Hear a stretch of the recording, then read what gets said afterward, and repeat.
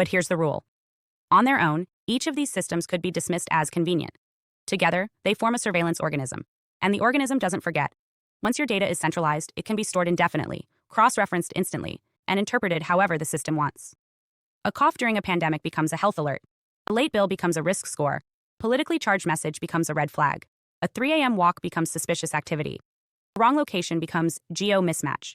And you never know what tipped the scale, only that something did. And once your profile is affected, the consequences stack. Maybe your transit pass stops working.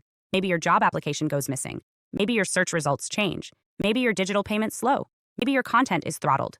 The system doesn't say no, it just says less. And it says it in 100 small ways until you're boxed in without realizing it. This is the true danger of centralized surveillance. It doesn't punish, it limits. It reduces you. Not with violence, but with code, with friction, with invisible doors that used to open and now don't. And the people building these systems will tell you it's for safety, for efficiency, for the planet. They'll say centralization is better for governance, smoother for UX, more secure for citizens. But here's the rule. The more centralized a system becomes, the more fragile freedom becomes inside it. Because centralized systems don't bend, they break. And when your access to society depends on a platform, you no longer live by rights. You live by terms and conditions. So what can you do? You decentralize yourself where you can. You diversify your tools. You own your platforms. You store your information offline. You back up your data.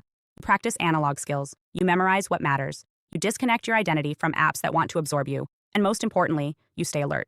You question every single push towards seamlessness, because seamlessness is where invisible chains are hidden. The rise of smart cities is really the rise of centralized control with a soft face.